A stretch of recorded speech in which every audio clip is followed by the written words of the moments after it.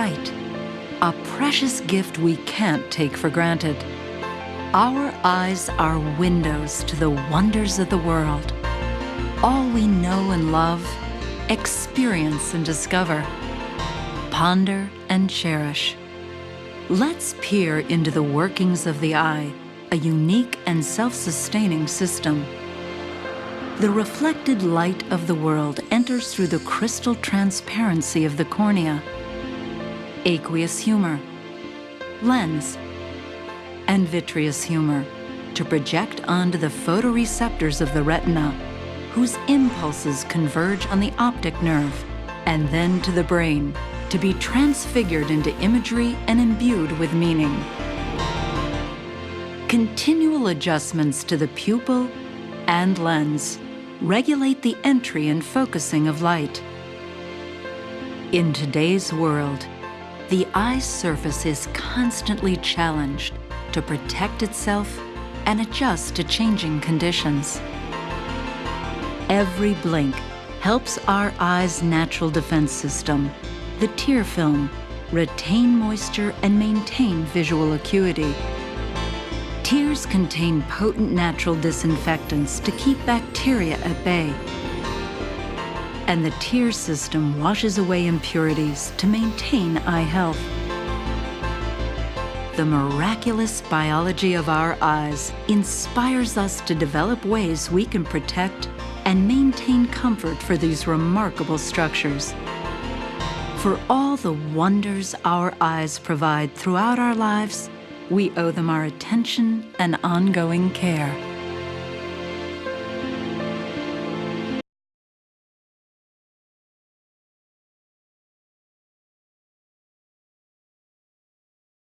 This animation will demonstrate how natural hearing works. The outer part of the ear, the pinna, catches approaching sound waves and funnels them down the ear canal. Both the pinna and ear canal naturally minimize background noise while selectively amplifying frequencies specific to human speech. As the sound wave reaches the end of the ear canal, it causes the tympanic membrane, commonly referred to as the eardrum, to vibrate and engage the three tiny bones of the ossicular chain. First the malleus, then the incus, and finally the stapes. These tiny bones act as levers magnifying the vibration picked up from the eardrum on its way to mechanically stimulating the cochlea. The stapes transfers the mechanical energy from the vibration to the cochlea by pushing the cochlea's oval window. This causes a wave to travel through the fluid-filled cochlea, stimulating thousands of tiny hair-like cells, which send an electrical signal off to the brain for interpretation. The result is you're hearing a sound.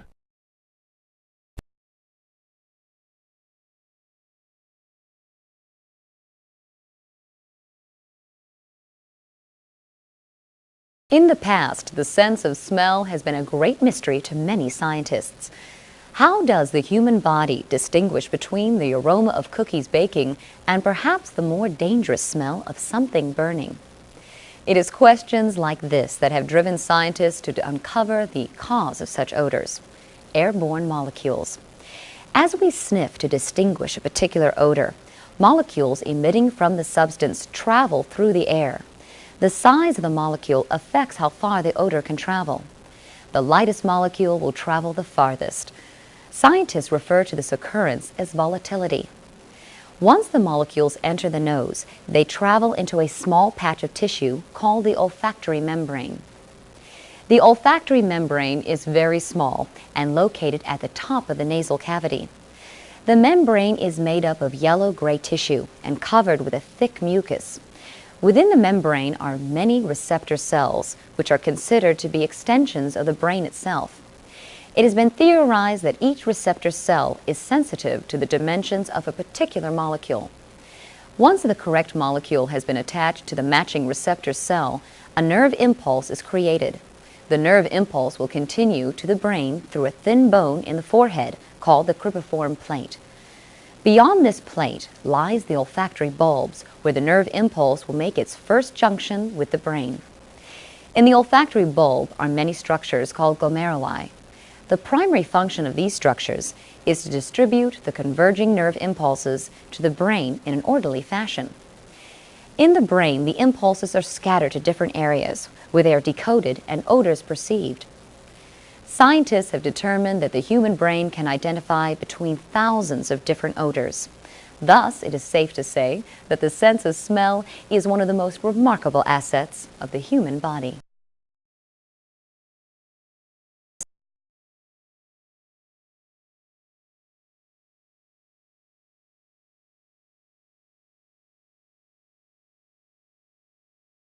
The body's largest organ, the skin, serves as a protective coat, guarding internal structures from the outside environment. It is composed of two distinct layers of tissue, the epidermis and the dermis. The epidermis consists of an outer sheet of dead cells called the stratum corneum, and a deeper section of rapidly dividing cells called the basal layer. When dead cells of the stratum corneum are damaged or scraped off during body activity, cells from the basal layer rise to replace them. The epidermis serves as the body's initial barrier to invading foreign substances. Directly below the basal layer is the thicker dermis layer, made of dense connective tissue. Embedded within the dermis are several kinds of important sensory receptors, including thermoreceptors, which detect temperature change, Meissner's corpuscles, which are sensitive to touch, and free nerve endings which detect pain and tissue damage. The dermis also contains many other structures, including sweat glands, hair follicles, and blood vessels.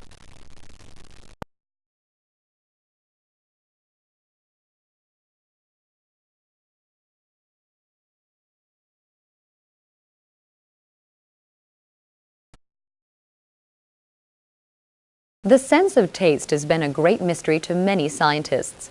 It was the miracle of the microscope that finally allowed scientists to examine the tongue in more extensive detail. Upon examination, the tongue was found to have many sensory regions, known as papillae, scattered on the surface. The three papillae are valate, foliate, and fungiform.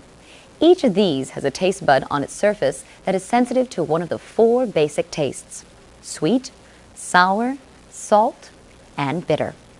The valate papillae are grouped together and formed a V shape on the back portion of the tongue. They are responsive to the bitter and sour tastes that are present in various foods. The foliate papillae are located on either side of the tongue, just above the valate papillae. They are also sensitive to sour traits of food.